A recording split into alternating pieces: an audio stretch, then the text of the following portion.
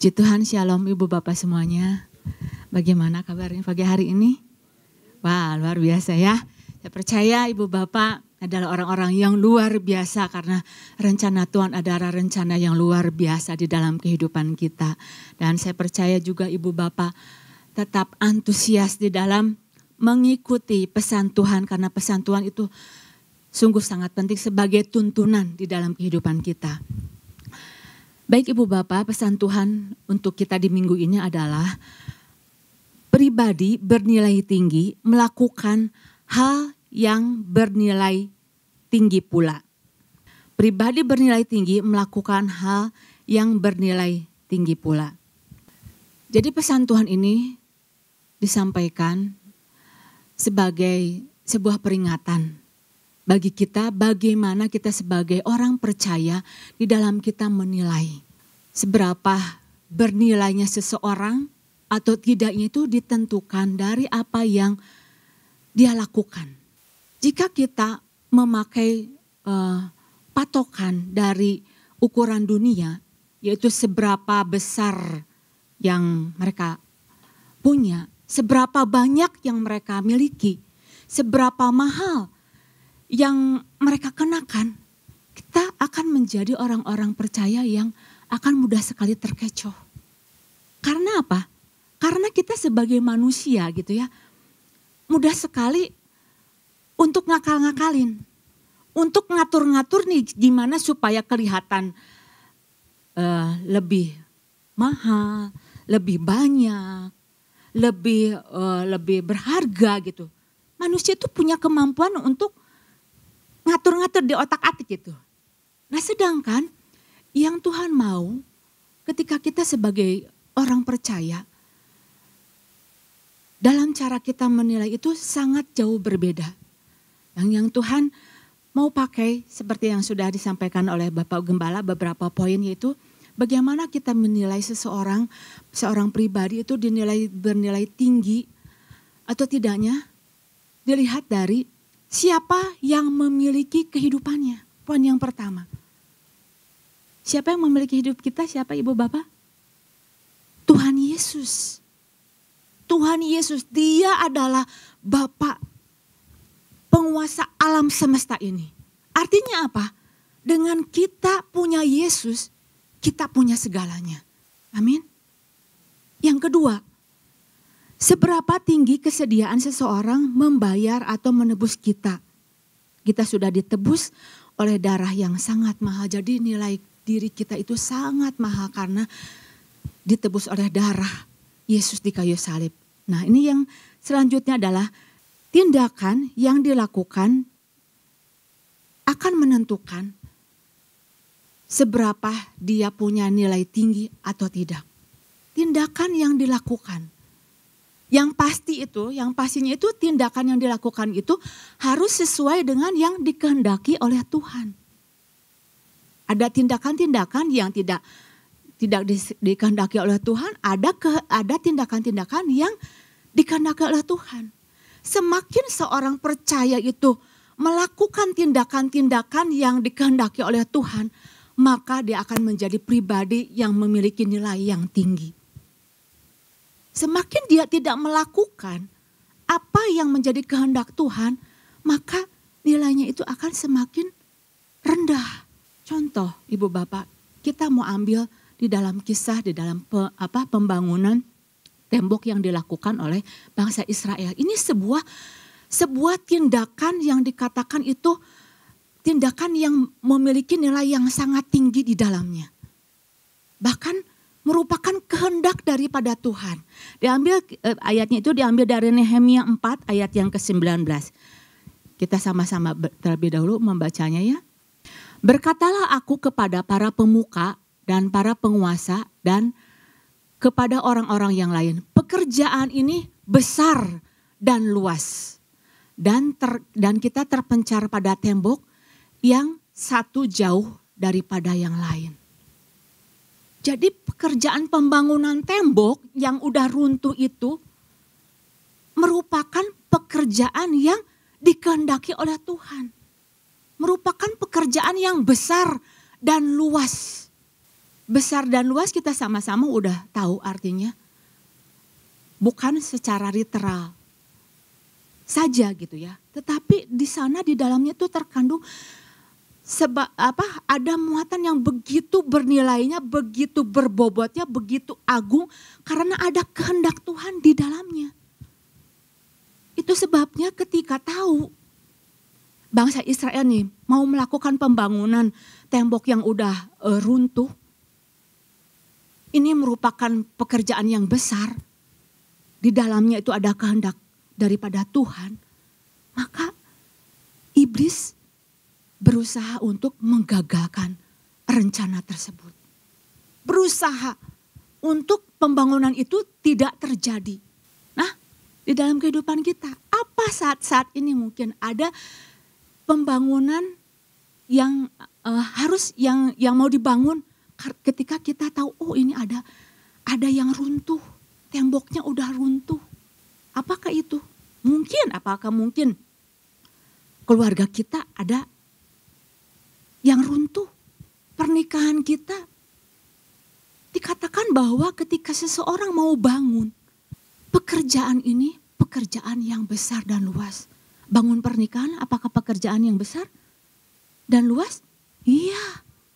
Itu jangkauannya tuh besar, luas Ibu Bapak. Membangun rumah tangga pekerjaan besar dan luas? Iya. Itu nanti bakal jangkauan itu ke anak, ke cucu, ke cicit, ke buyut. Besar dan luas sekali. Membangun karakter. Besar dan luas jangkauannya? Iya Ibu Bapak.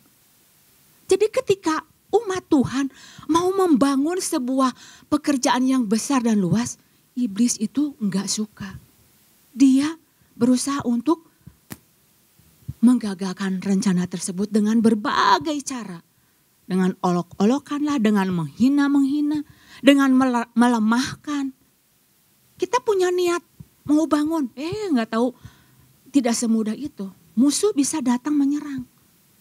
Dengan cemoohan, dengan melemahkan. Bangsa ini bangsa yang lemah. Apa mungkin dia bisa membangun dalam satu hari? Gak mungkin lah kamu bisa membangun keluarga yang udah berantakan, udah acak-acakan seperti kayak gitu. Enggak mungkin. Nah itu iblis yang bisa dilakukan oleh iblis. Berusaha, dia hanya berusaha. Tetapi dia, si musuh tidak bisa menggagalkan sama sekali rencana daripada Tuhan. Tuh, kalau Tuhan sendiri pribadinya dia tidak akan mau rencana itu gagal. Dan iblis tidak bisa menggagalkan rencana Tuhan.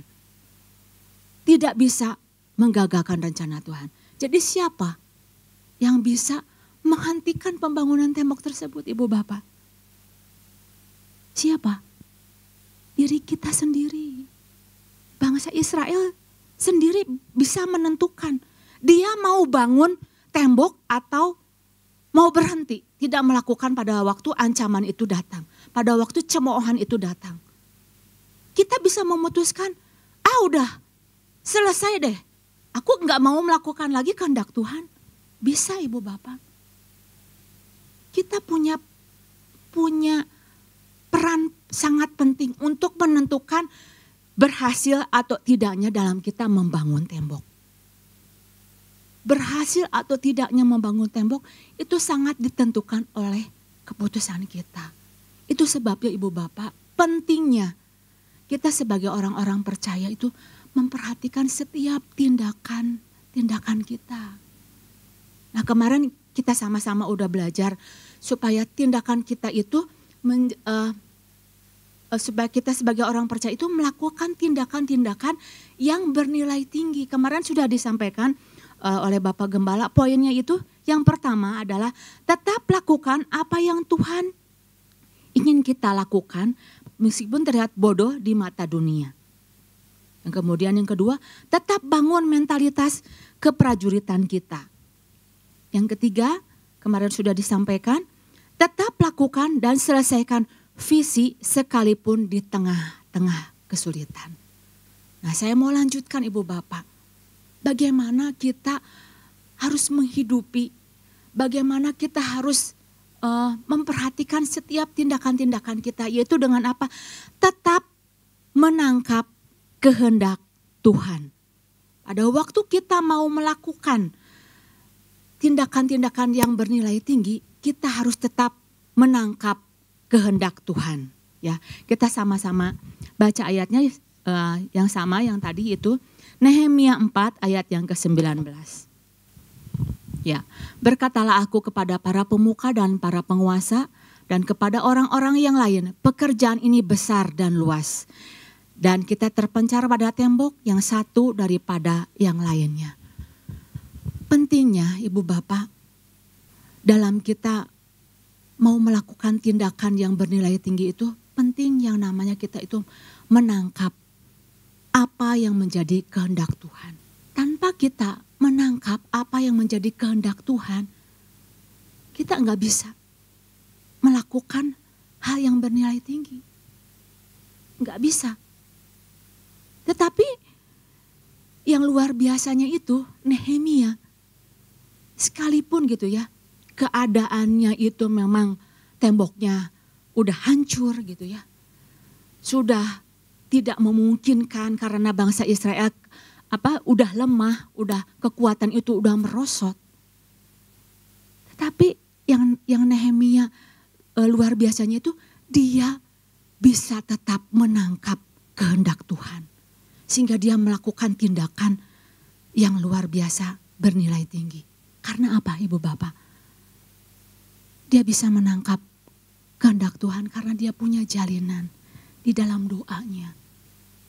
Situasi mungkin keadaannya memang buruk. Tetapi yang dia lakukan apa?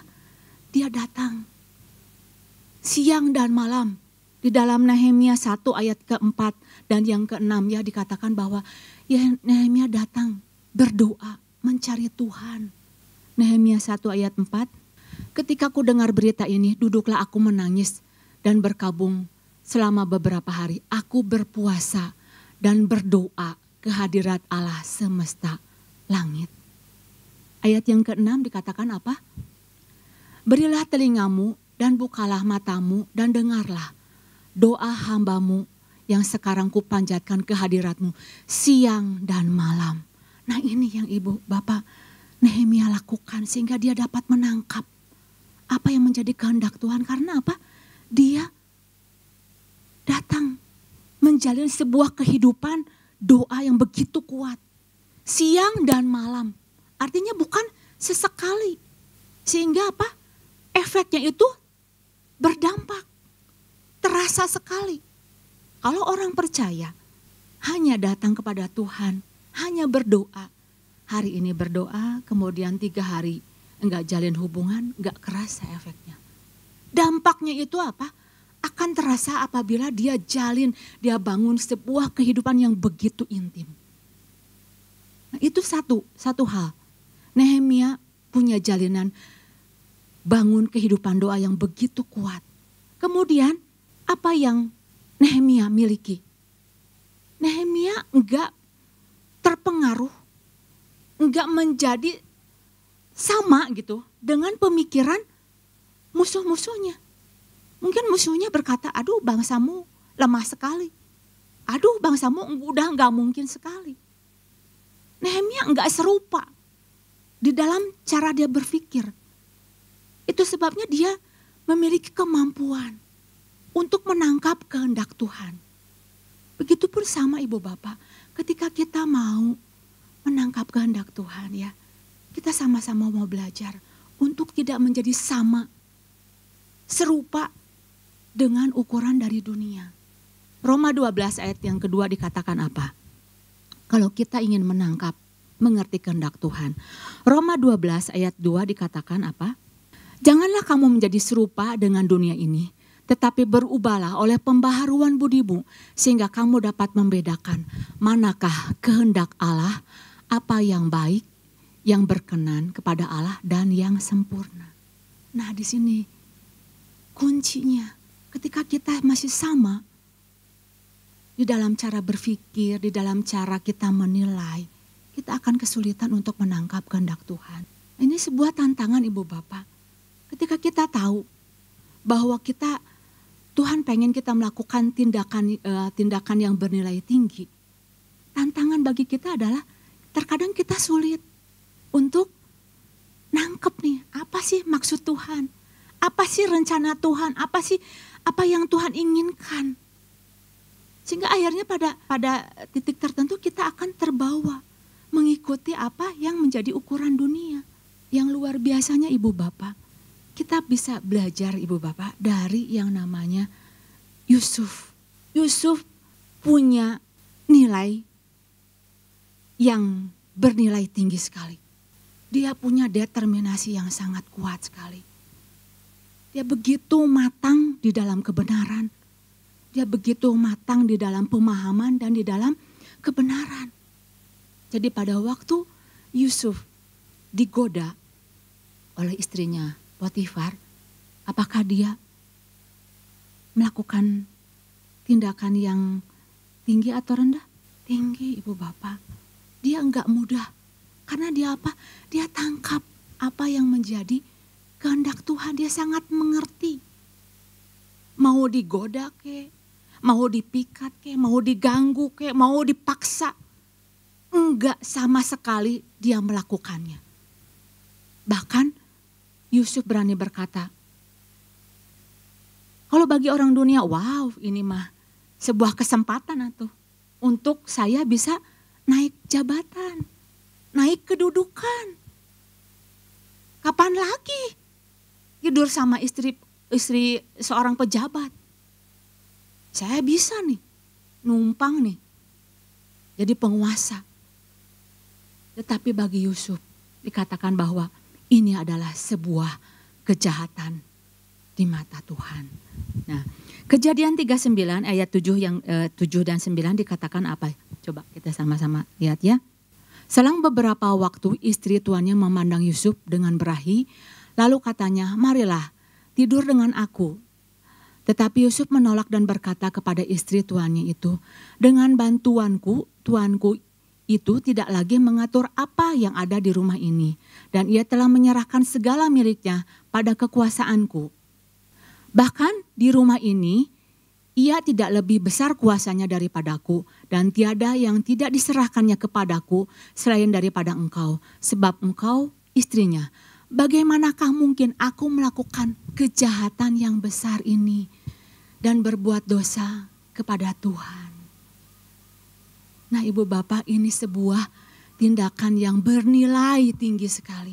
Bagi ukuran dunia, ini waktu yang paling tepat sekali, yang sangat pas sekali. Tetapi karena Yusuf terus menangkap apa yang menjadi kehendak Tuhan dalam kehidupannya, dia berkata, ini perbuatan yang jahat. Karena dia punya begitu kuat di dalam, matang di dalam pemahamannya. Matang di dalam kebenarannya, dia tahu bahwa ini tuh gak benar, jadi dia matang. Gak boleh ini dilakukan. Dia matang juga di dalam pemahaman tentang Tuhannya. Dia tahu bahwa rencana Tuhan dengan cara mengangkat dia itu bukan cara begini. Ada waktunya.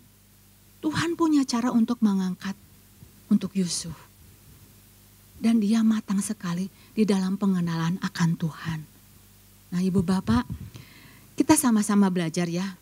Dari hal ini, apa sih yang sesungguhnya menjadi kehendak Tuhan di dalam kehidupan kita? Kita harus bertanya, Tuhan, ada sebuah yang harus saya bangun. Apa sih yang menjadi kehendak Tuhan supaya saya lakukan? Supaya saya seturut dengan kehendak Tuhan. Jadi cara-cara yang dipakai adalah cara-cara yang Tuhan mau. Bukan seturut keinginan saya. Seturut dengan keinginan pribadi saya. Dan yang pasti yang Tuhan pengen adalah ketika ada sebuah hal yang mau Tuhan bangun di dalam kehidupan kita. Tuhan selalu memiliki maksud dan tujuan adalah untuk yang terbaik di dalam kehidupan kita. Dia beri masa depan yang penuh harapan. Dia beri masa depan yang baik untuk kita. Ya, itu poin yang pertama yang saya mau membagikannya, bagaimana nilai seseorang dikatakan tinggi apabila dia terus menangkap kehendak Tuhan. Kemudian yang kedua adalah seseorang bernilai tinggi apabila dia tetap membangun dirinya di atas perkataan Tuhan. Membangun dirinya di atas perkataan Tuhan. Nehemia 4 ayat yang 19, masih sama ayat yang dipakai. Berkatalah aku kepada para pemuka dan para penguasa dan kepada orang-orang yang lain, pekerjaan ini besar dan luas. Ya, Ibu Bapak, pada waktu bangsa Israel nih ya, sudah istilahnya nggak berdaya lagi, nggak mampu lagi untuk membangun tembok.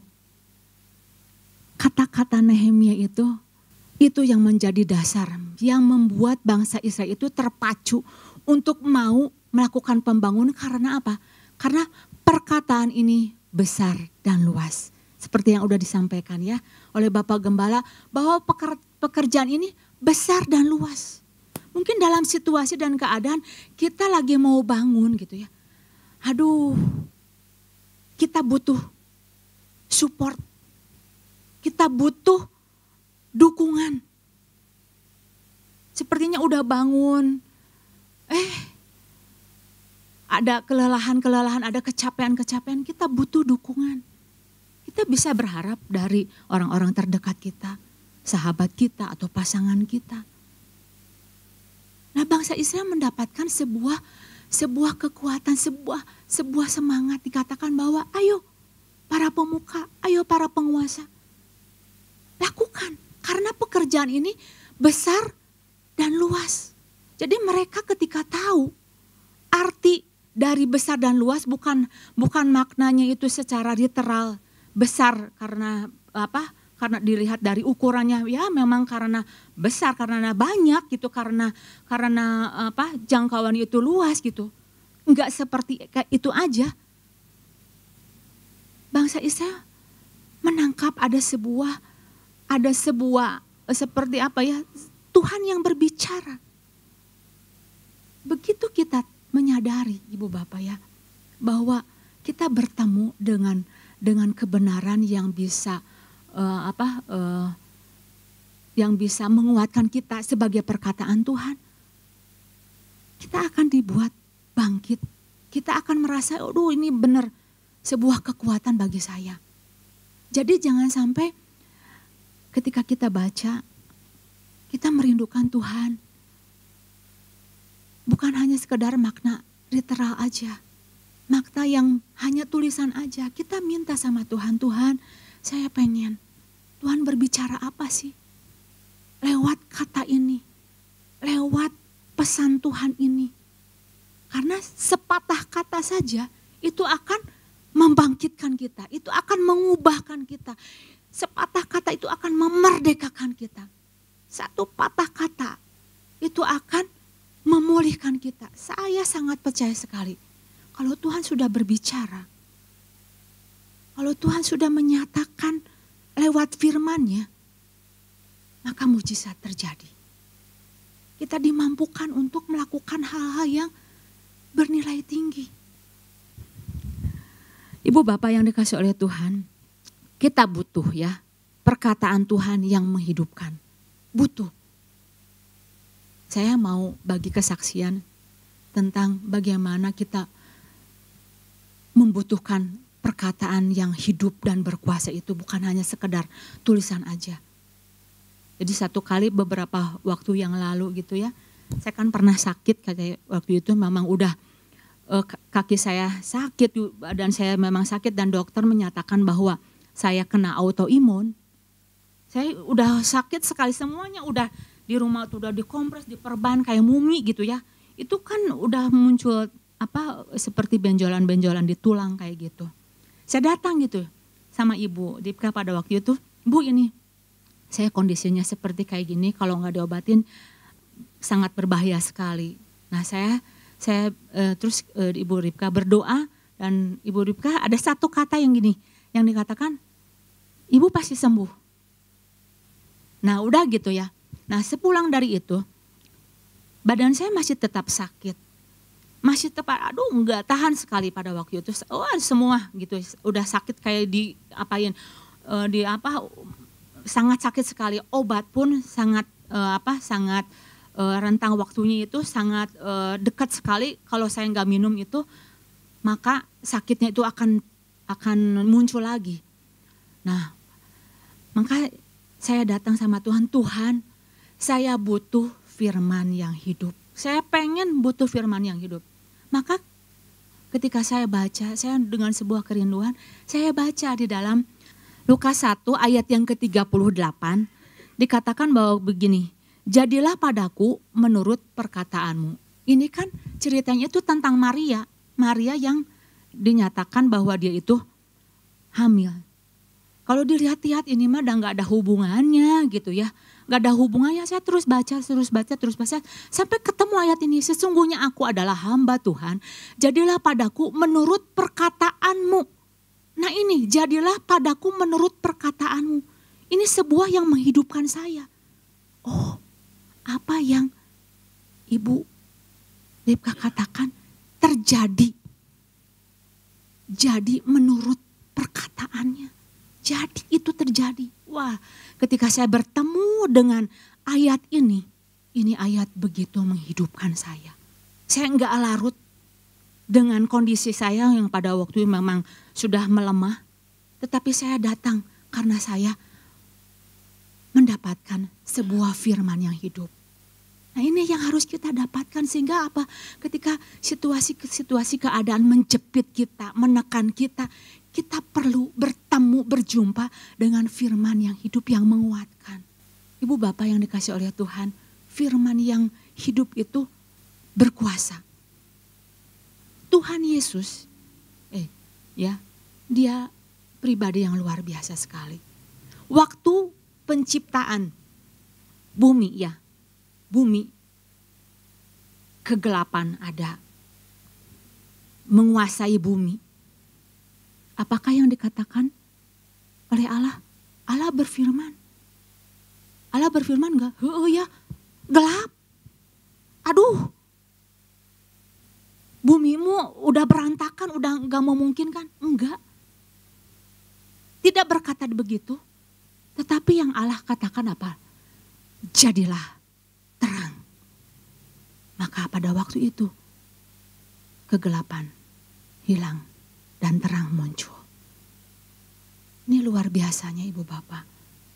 Perkara dahsyat terjadi. Kegelapan mungkin menguasai. Tetapi kalau kita bertemu dengan firman yang hidup. Maka kegelapan tidak bisa menguasai kita. Tekanan apapun tidak bisa menguasai kita. Nah ibu bapak yang dikasih oleh Tuhan. Hari-hari ini apa yang sedang kita mau bangun. Mungkin ada hal-hal yang temboknya runtuh di dalam kehidupan kita, entah apa, entah pekerjaan, entah keluarga, entah pernikahan. Mari kita sama-sama tetap tangkap apa yang menjadi kehendak Tuhan.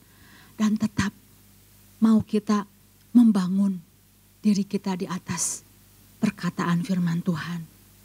Orang yang memiliki nilai yang tinggi, bukan tidak lepas dari yang namanya dia pernah terjatuh, tetapi orang yang bernilai tinggi, dia akan tetap terus membangun apa yang dikehendaki oleh Tuhan. Sekalipun dia mungkin terjatuh, dia akan bangkit.